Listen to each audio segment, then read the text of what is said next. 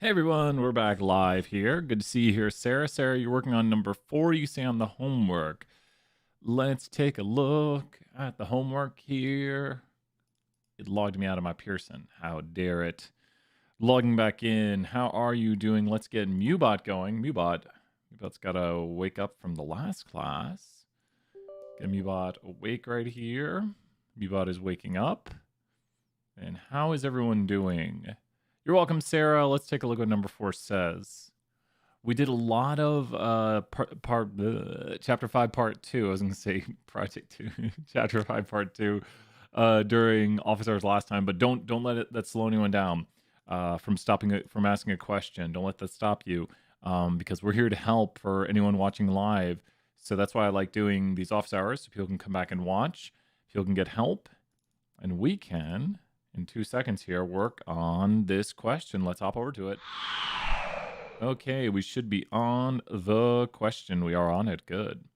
And let's take a look. I still have the David M. Lane applet open. Awesome. And we're going to take the David M. Lane applet and we're going to put it right here on one side of the screen. We're going to put the question over here on the other. Now we got something really cool in the chat to help out with these. Whenever we want to know where the David M. Lane applet is, we just go right here and we say !David and it should show up. Mubot, tell us where that David M. Lane applet is. You can see the site right up there, but Mubot's going to tell us any second in the chat. Mubot, you there, Mubot? You wake? He'll wake up. He's got this. I think Mubot's on. Yes, there's Mubot. So there is where the David M. Lane applet is at. You can click that link right there and go to the David M. Lane applet. Whenever you come across a problem like this, I would immediately take the information right here. It's important to know what we're seeing. That's way too big. This says the curve is normally distributed. This capital N right here stands for the shape of the normal curve, which is just a unimodal symmetric curve, which you currently see right there. And then we see the first number, 1,156. And what does that stand for, Sarah? What does the 1,156 in the first position of this stand for? Since this is in the first position where we have normally distributed with a blank of something and a blank of something, the first number we always see when we talk about normally distributed with a blank of this is the what number. So that'll always be the what of the distribution. So the first number over here is always the what of the distribution. What is that first number we always see? Will be like normally distributed, which means the shape of the curve, the capital N right there. And then we will have a what? The first number will always be this. What will that first number be? I wish I could type. I'll learn how to, I know how to type. I don't know how to grammar. I don't know a few other things. Grammar is my downfall. The first number will be the mean. So the first number will be the mean. So and there's a good review right here. Whenever you see the notation, whenever you see this notation right here, the first number is the mean and the second number is the standard deviation. So just whenever you see this, just be like, okay, this number in the first position is going to be what goes here, and then this is the distance. So this number right here is the very center of the distribution, and then this, whatever's in this second position right here, is the distances that we go up. You'll go up 1, 2, 3 standard deviations, and we can see this over here on the David and Lane applet, which we should have partially on the screen now. So you can see right here, the mean is 1,156. That's the first number right here we had, and the standard deviation is 81, and that's where you go up 81, 81, 81. So the standard deviation is the distances you're going up each time. So this right here is the standard deviation, this distance right here. Does that help make more sense of it, Sarah, that when you see this sort of notation, this is going to tell you the center of the distribution. I'll make it really bigger so you can see right here. The first number, the 1,156, is the mean of the distribution, and the second number is going to be the standard deviation, which is the distance between each. Just tick on the distribution for the for the normal curve, each standard deviation up. And so this question right here, you'll notice there's 2 buttons. I make my life easier by always filling out both of them with the mean and the standard deviation because sometimes they switch up what they're asking for. So this one right here wants us to find the highest 10%. That's going to be over here. Just think about where the highest 10% would be. There's a few ways to do this. One, you could put in 10%, and that's the answer right here. So we're just going to take this answer. We're going to copy paste, and we're going to round to 1 decimal. But the highest 10% should also be known as the what percentile. The highest 10% should also be known as the what percentile. So this is a good review right here to make sure you understand, like, you could be presented with this sort of information and asked for the highest 10%. If you notice, it's the same answer. So the highest 10% is also known as the something percentile. So if I were to say the blank percentile, that would also be known exactly. Great job right there, Sarah. Let's throw some points. Let's throw some 20 Mewbot points out here. I got to fix this thing where it says like 20 Mewbots given out. Mewbot, he's got to fix that. There's always, you just plug in leaks and dams as you like as you stream online. No, you give out 20 Mew. Did I fix that? 20 Mewbots? Oh, and then he says like so many Mewbots given out. So the lowest 20% is going to be down here also. So that's the lowest 20%. If you can see right here, this is the bottom 20% of the curve. So many Mewbots given out. I got to fix that. And we delete down to 1 decimal. That's good to go there. And then the middle 40%. So the middle 40%, we can go right here and do the middle 40%. If you notice, we're just kind of using the applet. Is this making more sense, Sarah, how to use the applet for this one? I hope this has helped with this question as we do the middle 40% right here, and we use the applet to show it. I think once you get the swing of these questions, you're like, okay, I got it.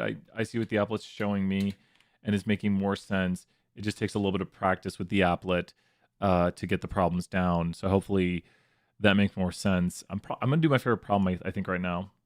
I made a mistake on it earlier today. We did the ski problem. Ski problem's all right. It's on the quiz too. We did that one. We did the football one. And here's my favorite problem. This is my absolute favorite problem of the whole semester, probably. I'm not even joking, probably. Is it really your favorite problem? Yeah, this really is. Number 4 on the quiz. Yeah, on the quiz, can you post what the problem says? Summer, the quiz will change depending on what you have. Post it, and I'll do it like after this one. And you bet, Summer, let's do it. So post what your question says, and then I'll go find out on the quiz. We did them all earlier today, but I do like to cover the problems with people here watching the video live, and I really appreciate you swinging by office hours. So post what your problem says, and then I'll go find it, and we'll talk through it. We'll talk how to do it. This one right here, I'm going to do this one without the applet for fun. We want the area greater than 1.5. Ooh, this is such a tough one. When you draw the normal curve, you want to draw the standard normal curve with the z-scores on it. And so you want to figure out the area greater than 1.5. Always try to draw out your curve. 1.5 is such a tough one to figure out. I don't think I can get this one too accurate. That's what we're doing, the area greater than a z-score of 1.5. And that is super tough to figure out. That's the right drawing, but the area is going to be between 20 and 10%, but closer to 10%. So it's going to be like 12.2 decimals, 35. Got it wrong, 12.12. Now we have to actually put the right answer in. Awesome, Sarah. What's up, Alan? So good to see you, Alan. Texas has been crazy, Alan. We're going to do Sarah's problem here in just a second. I was taking guesses at these, but everyone's like, oh, Brian doesn't know how to do it. Oh my gosh. Okay, it's between a 5% and 10%. My brain is just... The next one I'm going to get, though. The next one Brian is going to solve. I think I entered that last number wrong, but it took it. The next one I'm solving without the applet. We want the area less than a z-score of 0.65. So less than a z-score of 0.65, and now we're going to do this without the applet. Are you ready for this? Are you ready? I'll be... I think I can get that right there. I can do that with that one, Sarah. If you have any questions, Alan, let me know. Watch this. You ready, Alan? Solving this without the applet. I got one more attempt. Oh my gosh.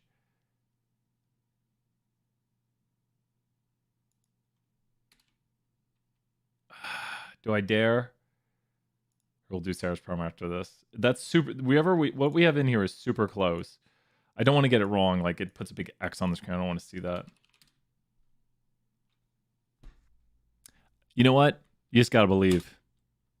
You just got to believe. That was the answer I put in. I would have gotten it. I should have. Let's hop over to Sarah's problem. Brian would have guessed that one correctly if he had just had faith in himself.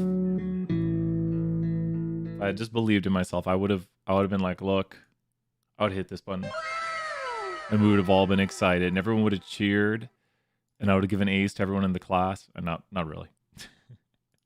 I'm pulling up your question here, Sarah, so that way we can work on that one. But I had it. I knew the answer. I was close. It's because it was near a number I knew. Brian's. Have I showed you that yet, Alan? Alan, have you seen Alan? This is for Alan, real quick. Then we're gonna do Sarah's question. Have you seen this yet, Alan?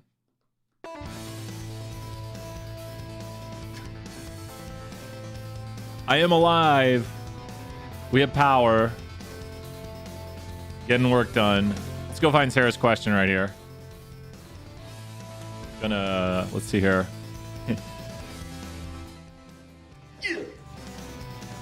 We got lots of new stuff, Alan. We're always making new stuff. We're gonna find a large philanthropic organization here as we go to hacker mode. A large philanthropic organization.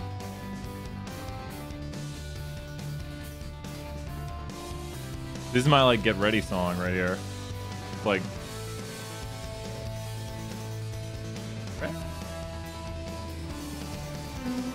we got this. Oh, we're getting our revenge on this problem.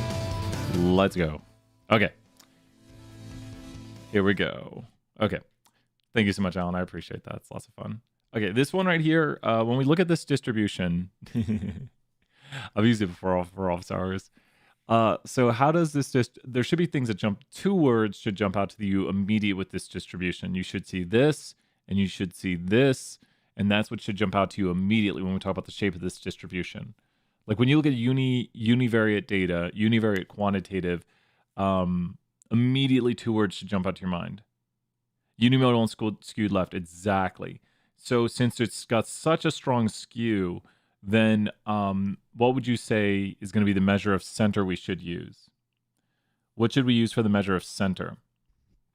What should we use for the measure of center? Joshua, nice job. Already got the 2 points. I should have made it more difficult. Made it too easy. Next semester, we make the points 5,000 for the whole semester. I'm going to look at where everyone gets and adjust accordingly. The median, yep. And then the median always goes with the what? And it's because it's skewed to the left. You always want to try to answer these questions without looking at them. And then you kind of know you're on track because, you know, they're going to give you hints. And it's best if you can be like, okay, that is skewed left. And since it's so skewed left, we're going to use the median. And the median's always paired with this. Like anytime you use median, instantaneously the measure of spread is this. IQR, boom. Like that's just like non-starters right there. It wants to know within 2 standard deviations. Last time it asked me 3. Within 2 standard deviations, according to the normal, if the normal model is accurate, we should have 68, 99.7, 8, or I can say the 68, 68, 99.7. So what would we expect according to the normal for the 68, 99.7 rule? And that's not fair that they put, there's an answer that's actually technically closer to the right answer. And I always want to like talk to my person and be like, you know, one of your answers is actually a better answer than what we say. And I can explain why. I can show you. I can show 95. That's exactly true. So it is 95. They're using the empirical rule here, and they should probably say according to the empirical rule or according to the 68, 95, 99.7 rule. My only gripe is that within plus or minus 2 standard deviations, technically, do not answer according to this technicality. But in between +2 and -2, is 95.449, and that's closer to 95.6. So technically, that answer is actually closer to the right answer. So I don't know if they meant to do that. So we're going down 2 standard deviations. A standard deviation is basically 25. The mean is 50. So where about would we be going down to? If we go down 2 standard deviations, 25 times 2 is 50. We're going to go down 2 standard deviations. Where would we about be at on this curve? We'd be about here. Does that make sense, Summer? That we'd be right about here. And then if we go up 2 standard deviations, because we're saying within 2 standard deviations, how much of the data is on this curve. This one's one of the tougher ones. It's like one of my least favorite problems of this. And we could get it wrong. Please tell me if you get one of these last parts wrong. I'll probably just correct it. I was really not liking this problem earlier today. I know I'll get the last question right. We're going to be here at about, I'll show you, like, I'll do it mathematically on here. You just go down 2 standard deviations. Like you go forward, you do this, minus 24.77, minus 24.77. That means I'm going to put a line right about where we're at, below about here. So we've got this much of the data below here. Because we're going up 2 standard deviations, which would cover the whole part of this. what we're actually doing, maybe it'll help if people see, because I see it in my head, and maybe it'll help if you're looking at this. We're going to take this curve, and we're going to fit on top of it a normal curve. So this should be at where 2 standard deviations is now.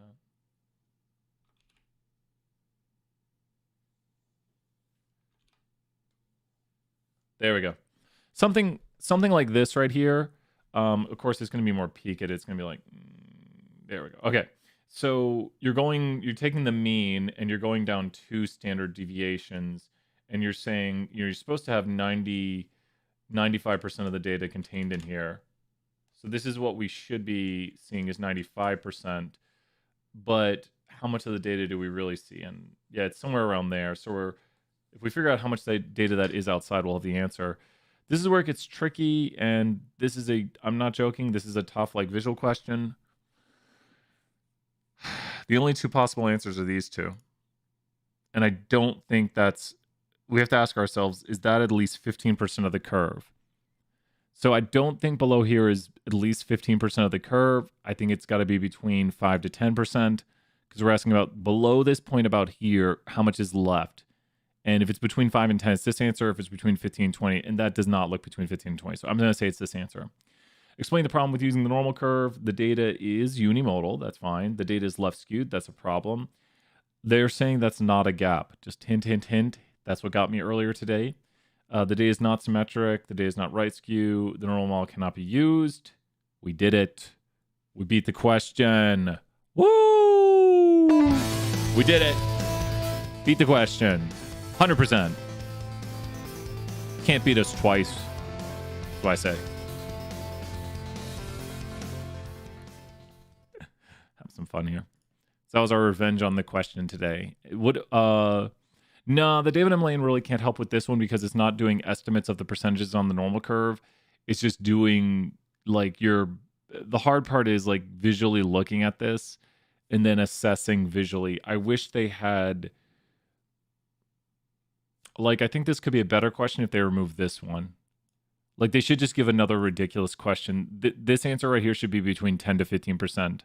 Nice job right there, Justin. If they want to make it more obvious, this one should be 10 to 15% because that's an obvious wrong answer. And then this should be 90 to 95%. And then the only possible answer would be 90 to 95. They'd be like, well, that has to be the answer. I also don't like that they're saying, because to me, this looks like outliers, but because the histogram can be deceptive with the bin widths. I'd say there's outliers here. It says the data contains gaps and or outliers. I would say that's an outlier. That minimum right there is pretty far away from the rest of the data. Are they even by 1.5 IQR standards, right? Oh, are they going to... I think actually I did this one semester. The IQR is 18. We do get Q1. Yeah, that's... Ooh, I should talk to my Pearson about this. Times that by 1.5, 27. Well, this is so obviously... If Q1... Yeah, 52? Everything below here is outliers. According to a box plot, if you were to draw a box plot over this, yeah, those are so outliers.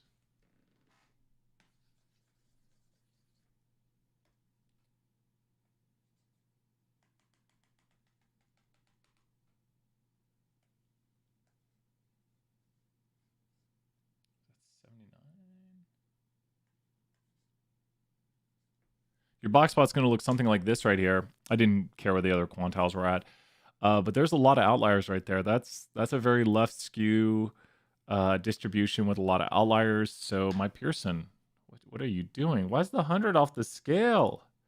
What's going on? Ah! What questions are there right now as Brian loses his mind? I guess it's good to mention the project again. Please note, I have put, especially for our sections, and I'm probably going to email the other... I just think rubrics are better. What do you is anyone here in my section, anyone watching right now, have thoughts on this rubric I posted that literally is how my graders are going to grade you? My graders will go through this rubric and assign 2 points, 1 point, 0 points, 2 point. You're welcome, Summer, for maybe the rubric or the question. I don't know which one, but glad you're able to understand better on how to do the question. And the rubric is going to walk you through and walk my graders through on how to grade. So that way there's really not not any big questions. There's no like, wait, why did I mean, I understand. I want people to ask why they lose points, but I don't want there to be confusion. Like, I don't want people to have to ask questions. I don't want you like the rubric. Oh, that's awesome, Emma. Glad to hear. Definitely, it's posted. Check it out. It applies 100% to my sections. I just don't want there to be any confusion. I don't want there to be any variation in the grading. I want the grading just to be like, boom, grading. What other questions are there? What's everyone working on? Emma, Summer, Justin, what are you all working on? Feel free to ask me to explain a topic. Ask me to work through something. What do people think? Ooh, to stretch. I'm gonna wake up. It's like from Spider-Man 1, the original Spider-Man with Tobey Maguire. He gets on top of a, or is that from the new Spider-Man? No, that's from the new Spider-Man when he tells him to wake up. Finish the project. Nice job, Emma. Great job. Double check what you have with all this right here, or send it to me to look over. Is it from the new Spider-Man when he tells him to wake up when Mysterio? Oh, I'm sorry. New Spider-Man, so good. Thank you, Tom Holland, for doing an amazing job. And Spider-Verse, if they're doing some Spider-Verse stuff, and if Miles Morales, you're on clustering, that's awesome. Chapter 5 Homer, probably saw you were covering it earlier. Yo, which one are you doing, Justin? Feel free to post your question. We'll walk through it, and I'll explain the concepts. Well, with clustering, let me talk a tiny bit about clustering. Are you doing k-means clustering or nearest neighbor? Are you doing k-means or nearest neighbor? Which one are you doing? K-means or nearest neighbor? Probably k-means, right? So you have to know what the k of k-means stands for, because I'm assuming you're doing k-means clustering. So when you think about k-means clustering, k-means, all right. So the way the algorithm starts is you have a bunch of points like this. What does the k-mean of k-means? What does the k in it mean? What does the k mean? Steer weights, you got it. We'll do that next. You got it. Thank you so much, Justin. What does the k mean of k-means? The k of k-means means how many means there are. So if you look at this right here, just looking at the data the way it looks, how many means would you suggest, Alan? How many means do you think should exist for this data? And this is some data that exists in a multivariate sense. Like maybe it's like a 2-variable thing. We could just put like an X and a Y, probably the simplest way to look at it.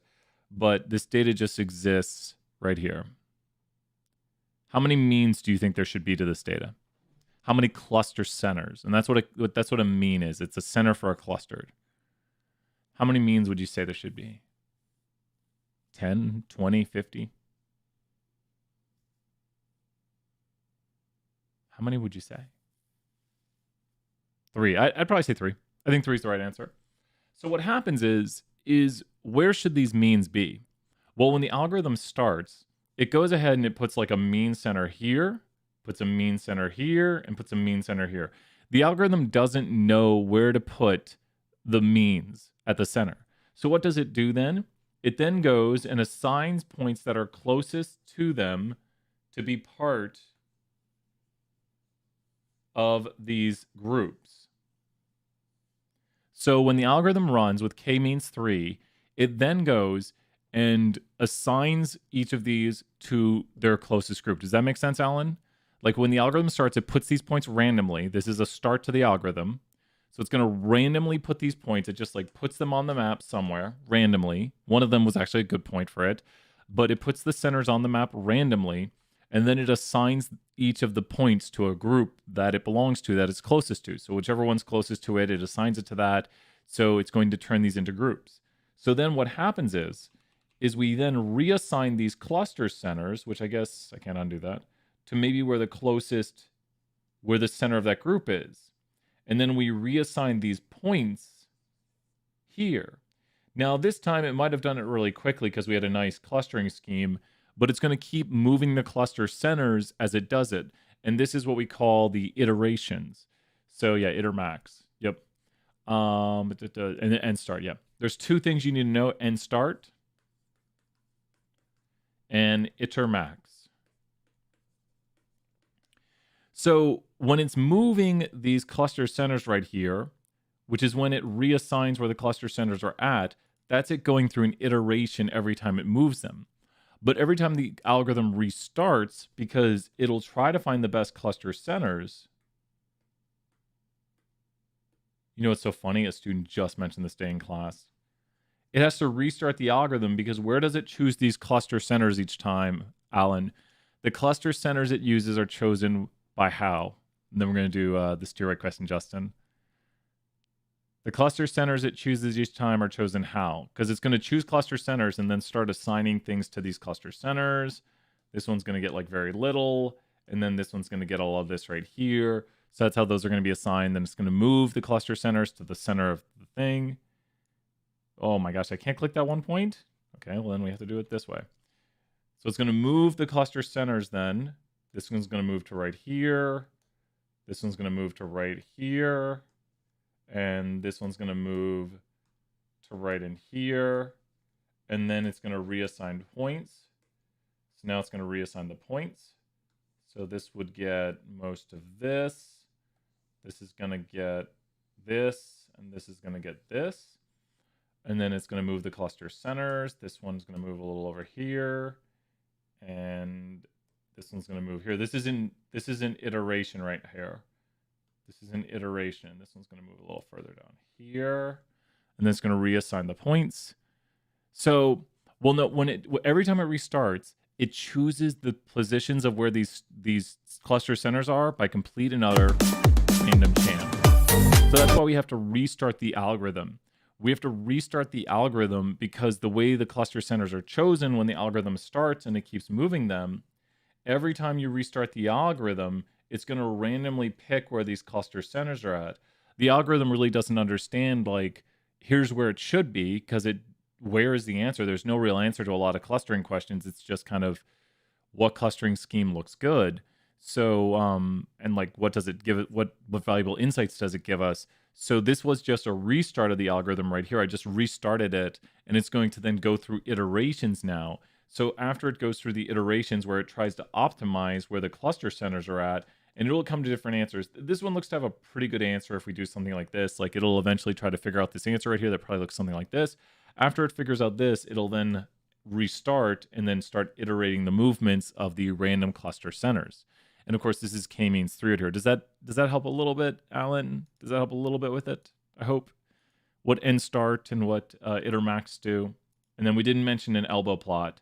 So the other big concept to know is what is an elbow plot, and what does an elbow plot do? You're welcome, Alan. Anytime, man. I'm gonna fall asleep. I'm just gonna. People are gonna tune into this stream. I actually have dreams where I've fallen asleep streaming, and like people just come into the stream and I'm just like passed out. I'm just passed out. Just people are like, Brian's sleep streaming. Let's take a look at this one right here, Justin. The weight of steers.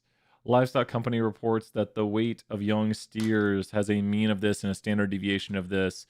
1,153 and a standard deviation of 93. Let's take a look. Let's bring this over here. Bring the other one. Where's David Emmeline? Where are you at, David Emmeline? Are you on that screen? Did you run away? Well, let's chat. It's a Ben Folds song, Half Asleep. Here we are. Let's vanish. Okay. So we're going to put in, the first thing I like to do whenever I come to one of these problems is immediately put in the mean and the standard deviation, the proper mean and the proper standard deviation. And I usually just put it into both just in case. I think we're only going to be using the first one, but it doesn't hurt to put in both of these right here. Mine looks a little different, asking for the top 10%. You got it. That's a slightly different one. Let's do it. Top 10% cutoff. Yep, I think it's the one right before this. Here we go. So we're going to do the same procedure when we get to this. We're going to go here, and this one's a little different. This one is where we use the second applet. 1156. I'm such a stickler for I have to put both in both spots. Just I've made mistakes before. But how does this look right here? Does this look like yours now, Justin? Thank you, Justin, for speaking up and saying that doesn't look quite like mine. Mine has the top 10%, and then we can do that one. So I'm always afraid someone's like, I don't want to ask a question. He's doing something. No, ask all the questions. So this one right here, we want the top 10%. The top 10% is also known as the 90th percentile, and we can view the 90th percentile by doing the area below. You're welcome, Justin. So the area below right here, the 90th percentile is being shown on the curve, and we take this right here. We take it, and we drop it right here. Now, when we do this, we don't have to view the top 10% this way. We can view the top 10% this way. So make sure when you look at your graphic visually, it makes sense that you're viewing the highest 10%. You can still view the highest 10% by doing something like this, and you can do even crazier things by doing something like this. We should have that same number. We do. If 80% is inside of here, then 20% totals on the outside, leaving 10% on either corner, which means the final way we could view this is by doing something like this, which 10% is on either side now. This is still the top 10%, and this is the lowest 10% because there's 20% total on like combined with either tail. I wouldn't suggest doing ways like that. It's much easier to say if you want the lowest 20%, you just go here and you see this is the lowest 20%. 20% has been shaded in, and we have the lowest 20%. And we take the number. There's you can do it every which way you want, but as long as you can figure out where the middle 40% is by going here and going to middle and putting in 40, then you'll have it. I think once you know how to solve these problems, they get a good bit easier. And a lot of people fear this chapter. I think it's because it's very new to everybody. This chapter is a chapter where very few people have done the work in this chapter before this class. Everything right? Good deal. So please ask more questions if you have them, because we just finished this one. But I understand when people get to this chapter, it all of a sudden goes from a class where maybe you've heard a lot of the concepts, you've done problems like this in another class, and when people get to this chapter, it's like, wait, I've never worked problems like this. I've never dealt with percentages on the normal curve. So all of a sudden now it becomes a slightly different class, and it gets a lot trickier.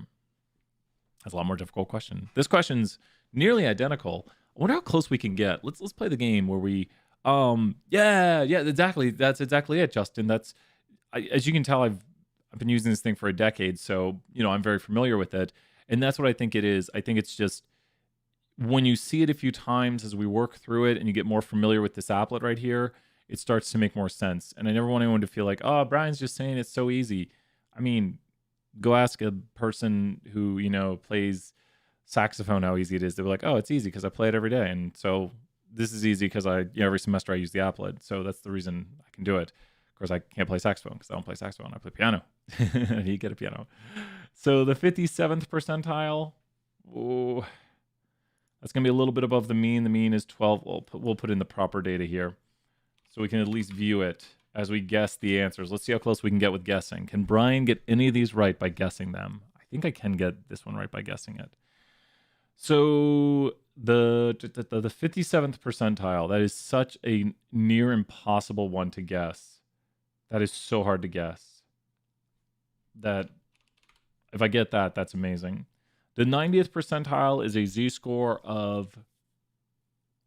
So the 90th percentile is going to be an 80% confidence interval, 1.28. So we need to go up 90 and then a little less than 36. So 126, 124. Okay. And then the IQR is about a 2/3 thing. It's a little more than 2/3. It's about a 2/3. So we need to go... Okay, so we can do that. It's a little bit more than 2/3. So 4/3. Okay, let's see what we got right. We got one right. We got one right. I bet you it was this one. I bet you good money it was this one.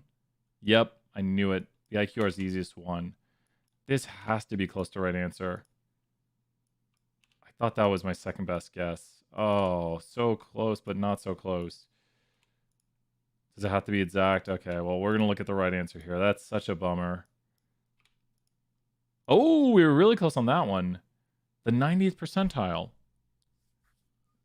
1.28. So it'd be 90... 126. So it's got to be less than this. Oh, I meant to put in a 0. It has to be near here. Am I just totally going mad?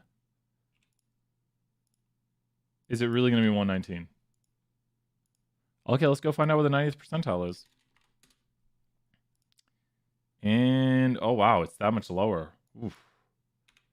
1.2818? That's the answer for it. No, 1.2818. 1.2816. I memorized that one wrong a while ago. 90 times 1.2816.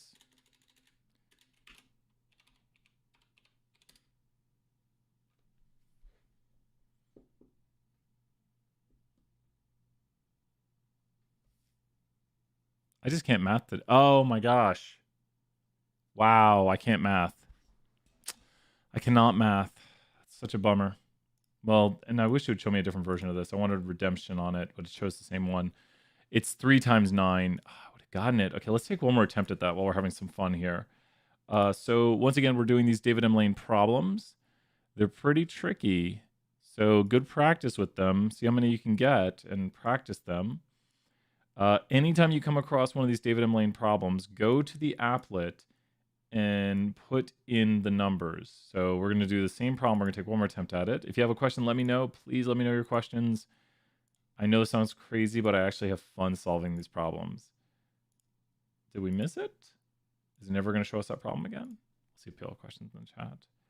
Like, hey, Brian, this problem right here. Okay, so here's the one again. 51st. Oh, that's so easy. We can get this one. So Justin or anyone, this one we can get because here we're not even going to use the David M. Lane, and I'll show you that we can get this one. This is the 51st percentile. It has to be right above this. It has to be right above. So I'd be darned if it's not 1. I'm going to guess it's 1124. And there we got it. Because it's the 51st. It's right above that. So that made sense. The 99th percentile, which we'll use the graphic to help show this time. So the 99th percentile, we've gotten all of them right on our first try so far. Let's do the 99th percentile, and let's put in the mean standard deviation. We're not going to look at the percentiles on this. So the 99th percentile on this, and cool, that's a decent one. So the 99th percentile is going to be somewhere about in here because this is the 84th, this is the 97.5th percentile, this is the 99.85th percentile, and the 99th percentile has a z-score of 2.3263, right? 2.3263. Been doing this a little bit too long. 2.3263. And we could figure this out if we go below, and let's do the z-score. Below 2.3263, and that should be 99%. So that's the z-score right there, the 99th percentile, 2.3263. And so that means we need to go up. This is basically 100, and so that's another 130, let's say. Let's go a little bit under it. So this should be 1252, about. Nope, we missed it. How close were we? So let's go to the 99th percentile, do it the actual way we're supposed to do it. Wait. Did I do my math wrong? Oh, because it's 2. Wow. And I'm not even joking. If I had just done 200 because I didn't do the right z-score, we would have gotten it correct. So Brian's got to check his mental math. Okay, this last one right here is really easy because there's a trick to it. And the trick is that you just do, you just times it by basically 4/3, and you get about the right answer on it. So you can times this by about 4/3. I'd be more careful. I'll show you the actual way of solving it here in the background in a second. Timing it by 4/3 is going to get us about 132, but I'm going to say it rounds to 133. There we go. Would 130 have 2 been acceptable? It would have been. So to get this, you just go right here. Here is the IQR is shown to us. That's not the IQR. The IQR is going to be the middle 50%. There's the IQR. The IQR is the 75th minus the 25th. So we take the 75th of the following. We minus the 25th of the following. And there's the exact answer, 133. So I said about 133 when I rounded up, but it's closer to 134. So I got lucky because I was in that plus or minus range of what it accepts. So I think this is kind of a neat question to practice and see how close you can get, or if you understand where it would be on the curve, kind of when you visualize it. Just practice makes perfect. If you use the curve, not too bad to answer these questions. So know how to use the David M. Lane applet and to solve these with the areas right here. So when you get the 51st percentile, you just want to graph the 51st percentile. like that. So just notice how it's graphing more and more area on the curve. And yep, we were able to guess that one accurately. We got 1124. I think it did 1123 to start. Yep. So whenever it's the IQR, great question right there, Brett. And feel free to ask more. I know I'm just having some random fun. Like, who would have fun doing statistics? This guy. So, it's like, who has two thumbs and likes doing statistics right here. So, the IQR. Oh, awesome. Glad, Justin. The IQR is always this region. It's always the 25th to the 75th. That's always the inner 50%. If you have questions, let me know. I just kind of fill the time with extra things if I can't, if there's no big questions. I just do extra stuff. It's office hours. You're welcome, Brett. I appreciate it. I appreciate people using these views to get help. That's the whole goal. Like just there. I'm gonna go to space. Space up here. Put on a little chill music as we wait for the next question. Let's put on my fun piano music. I think it's this one. Yeah, this is good piano music. I've been playing piano since I was about 4 or 5, so 34 years. I need to get a piano so I can start playing some more piano. I was looking at some keyboards. This song, I could play the song. The hard part would be that this sounds like it could be played by one person. Yeah, you're just gonna have to jump the keys a little bit. The start of it's easy enough. It's very nice. It's very hit the lower note and then you roll the top.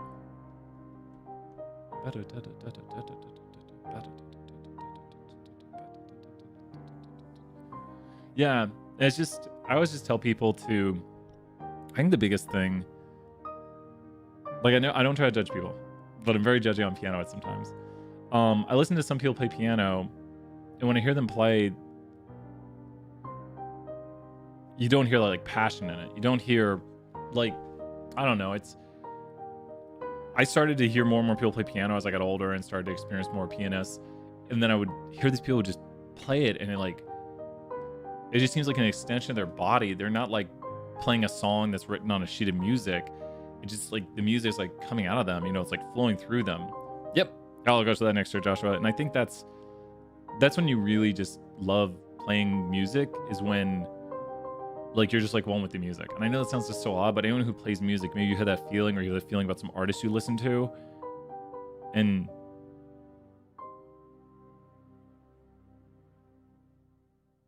when you lift off the keys or you lift off the pedal and I don't know. It's a problem too I have is like, I'm so picky on pianos. Like I want, there's a feel to pianos. Like I'm sure Justin, you know this. I'm going to pull up the videos here, Joshua, and I'll put them in the chat. But real pianos have a feel to them. The keys, the action on the keys that you get when you press down, there's a feel, and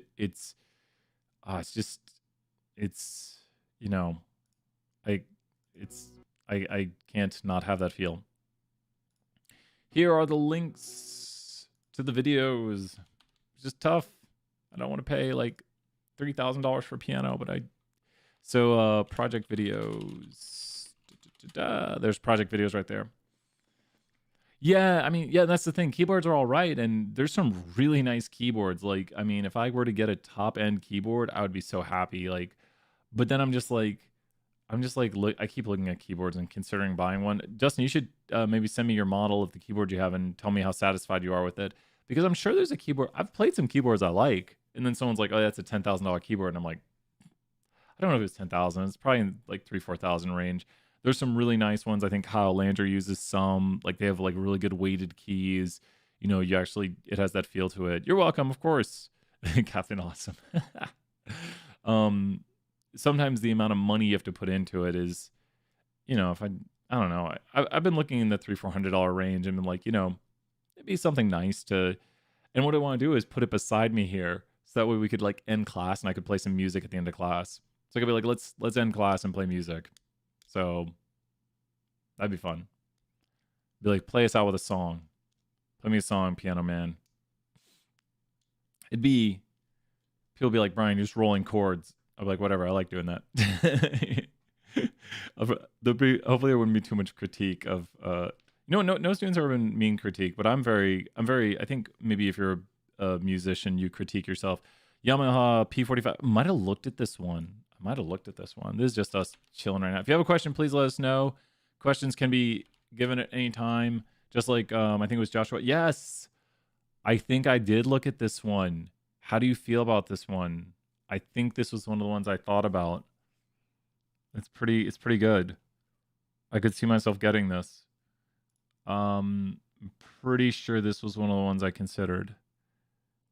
It's a good looking piano keyboard type thing. Yeah, I think you've got a nice keyboard. I mean, there's always nicer, but you have to be satisfied with a lot of things you have. Yeah, I do remember this one. I do remember from the review things I was watching. It looks like they're somewhat weighted keys. Like you should have decent action on them. So I think it's pretty good. Yeah, it does look pretty nice. I got it when I was in the military, so it's been That's crazy. Well, thank you for your service, Justin, right there. That's really awesome. That'd be nice. You know what's really funny is a lot of the friends I had in the military, it was when like Xbox first came out in like 2001, 2002, 2003, and they were like, "Oh yeah, everyone's just like working out and playing Xbox." Like, I mean, of course, the military does way more than that, but I know there's a lot of, at least from what I've heard, like if you're overseas, there's a lot of downtime. Like, there's a lot of like a lot of them would also, like one of my students, he was in the military. It's so funny. He has a picture of like when he went into the military and when he came out. He went into the military at like 140 pounds or 145 pounds, and he came out like 245. And he did like a side by side. It's so crazy to see. I was like, holy mackerel. He's like, yeah, because he was telling everyone, he's like, yeah, I used to weigh like 145 pounds, and everyone's like, Greg, no way, no, you never, no way. He just pulled out the picture. He's like, yeah, I got a side by side, back when we were like working out, and so yeah. But no, I'm thankful for everyone who's served our country, because it's a major commitment and something that I'm honored that they do, and really thankful for their service. So, what questions are there? What questions? It's actually like gotten a little bit warmer here, but I don't know if we're under like a boil water advisory. We'll go see if someone replied to it. I was like, should we be boiling water?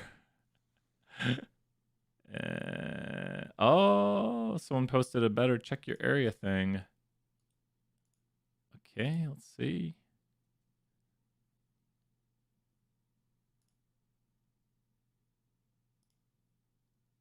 And it looks like, I don't know exactly where we're at. That's nice. They posted, why can't I zoom? Huh.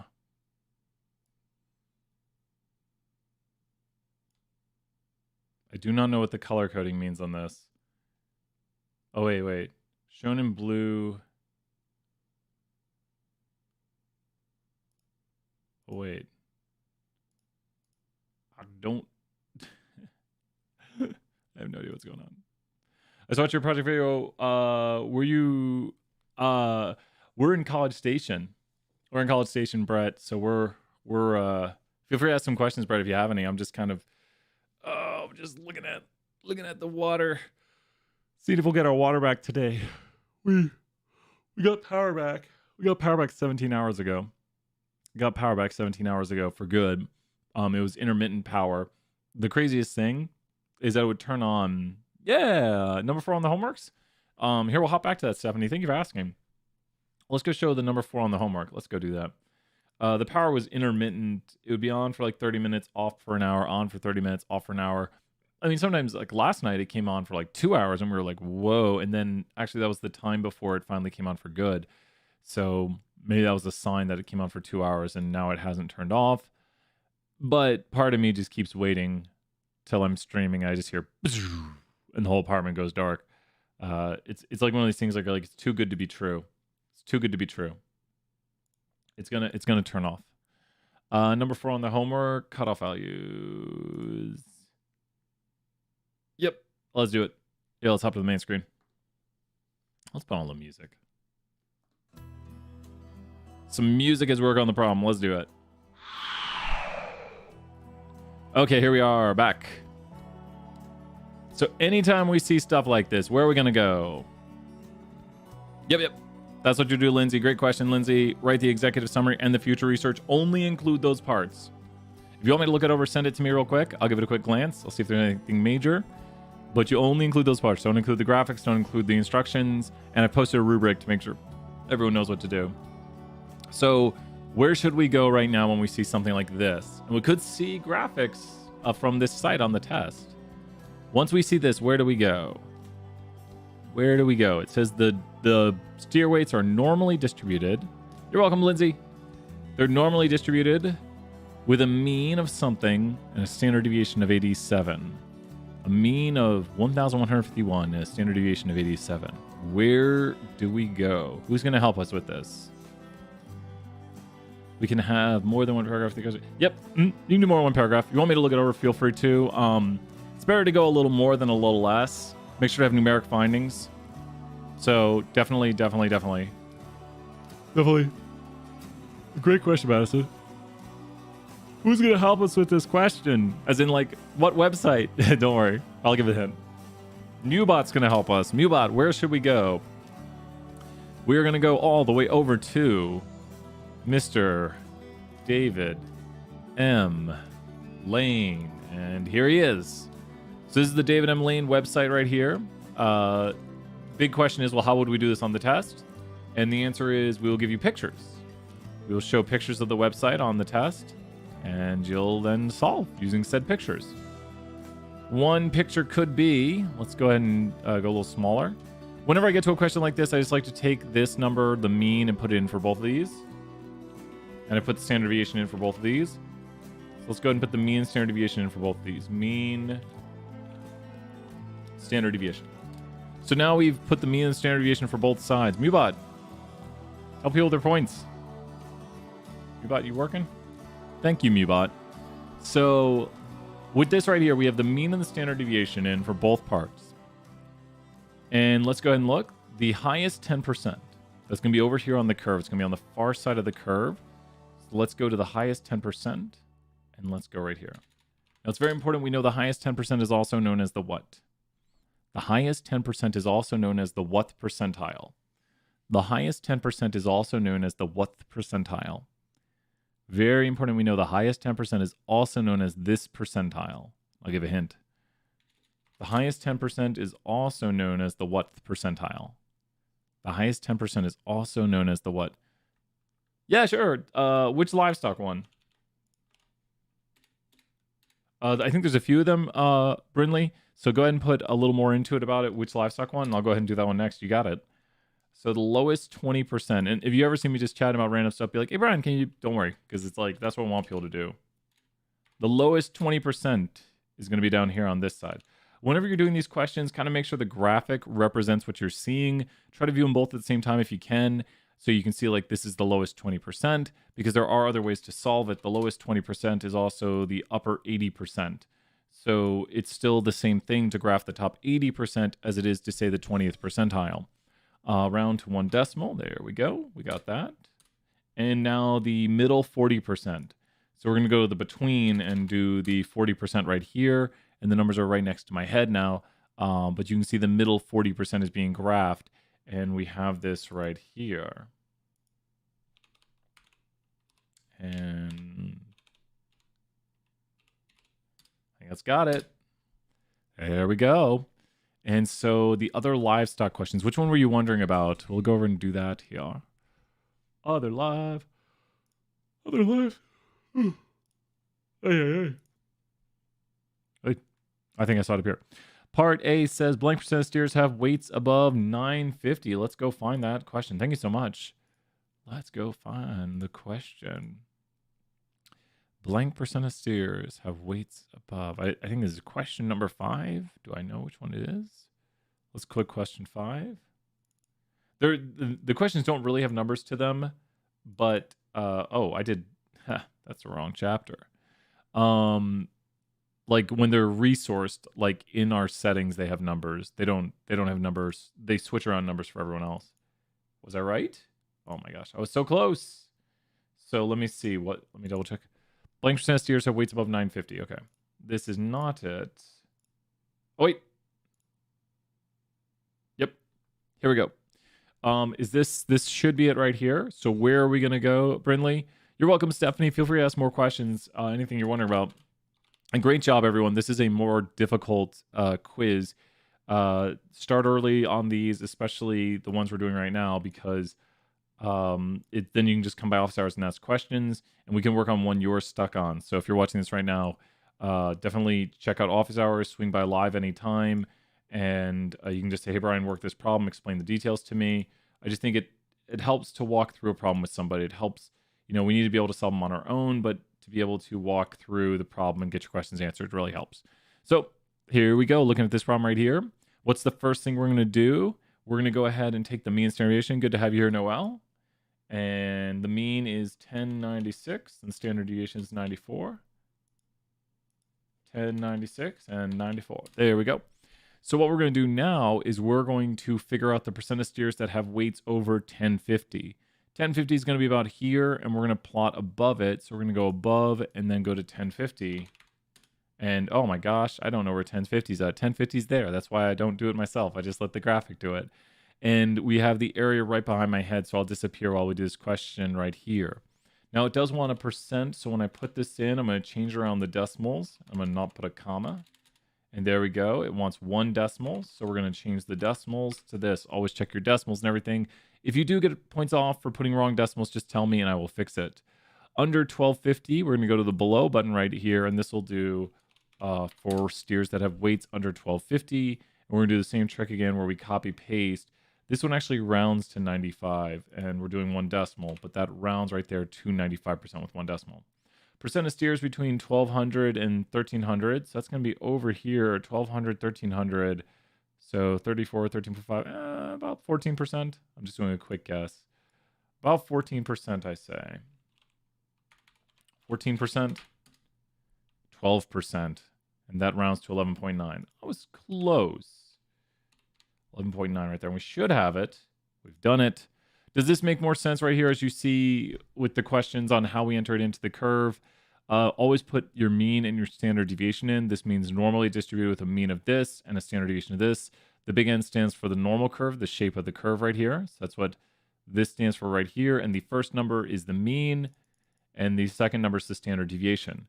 What we're doing is with this notation, we have it right here. You can see the mean is the number at the center of the curve, and the standard deviation is the units will go up and down each time right there.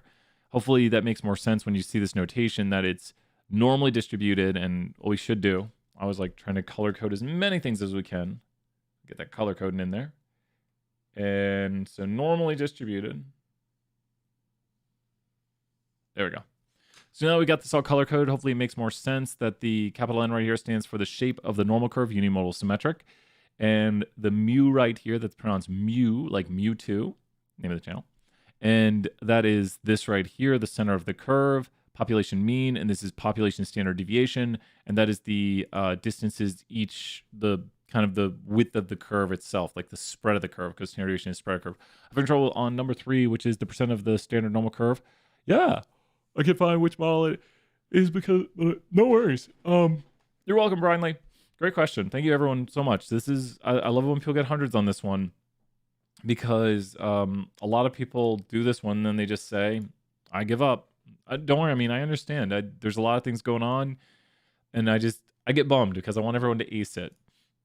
And sometimes I have to remember, I probably wasn't the student acing all the assignments. Like, not probably. I wasn't the student acing all the assignments. So maybe I want everyone to have what I didn't have. I want everyone to have A's.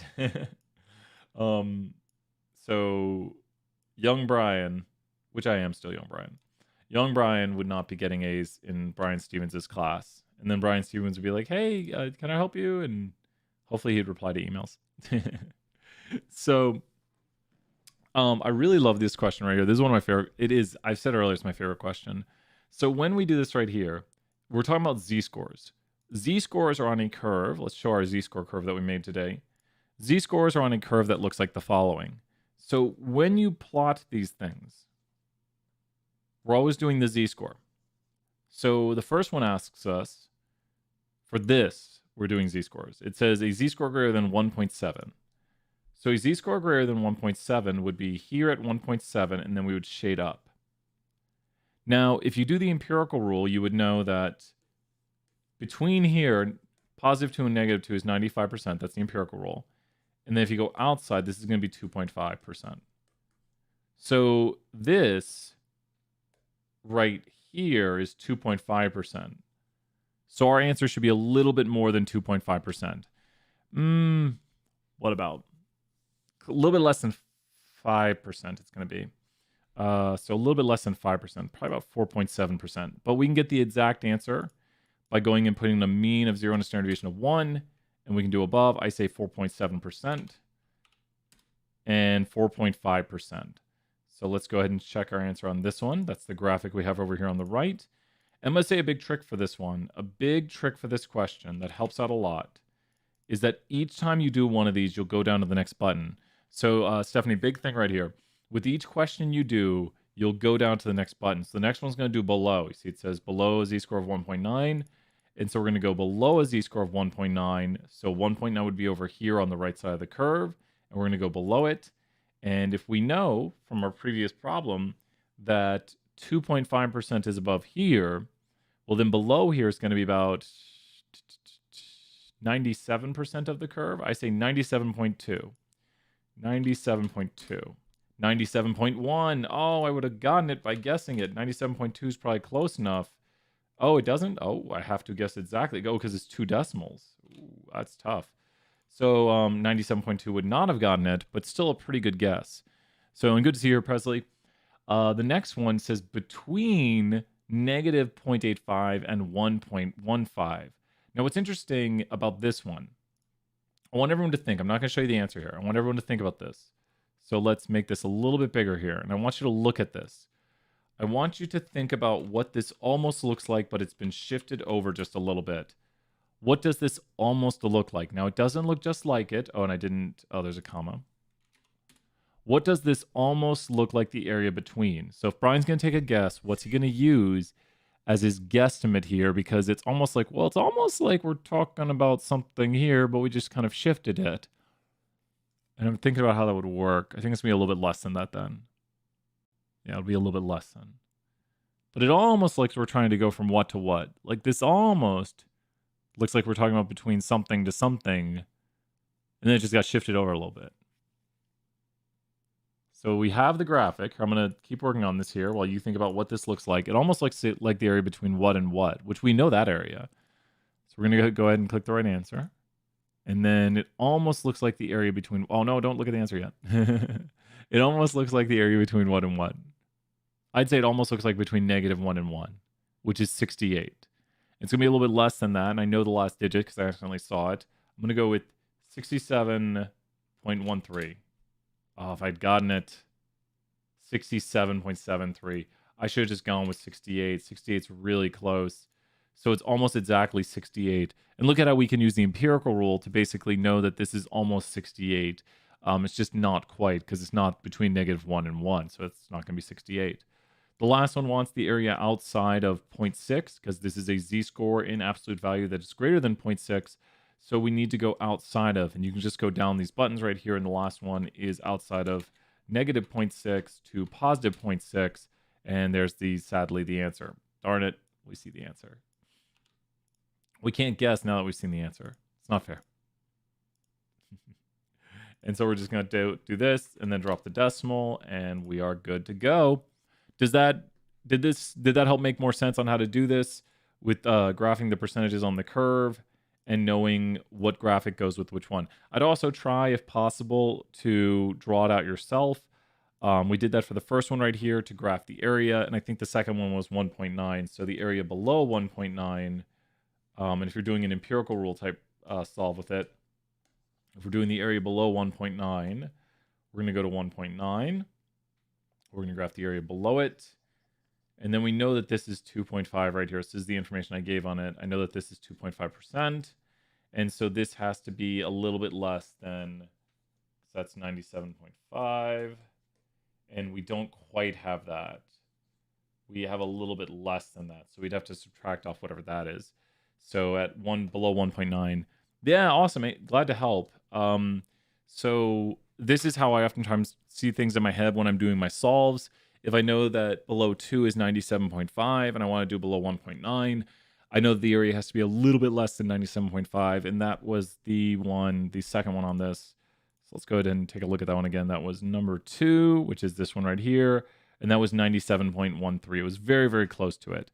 So it was almost exactly 97.5. Well, not almost exactly, but here's the graphic, and then here's our drawing right here, trying to solve and saying, okay, below this number right here has to be a little bit less than 97.5. I think it's got it. Any other last questions? Let me hop back. We've had no buffering issues. We like that. I'm gonna be trying. I might use a different streaming software. I'm using OBS Streamlabs right now for those techie people out there. I'm thinking I'm gonna switch back to OBS. I started to do the switch this weekend. And I was like, middle of the week when I get some spare time, I might do it. And then everything exploded. I was like, when I have some spare time during the week, because you get some spare time here and there. Well, we'll put on a little music here. We'll see if you have questions. Let's put on, instead of a random button we haven't hit in a long time. It sounds scary.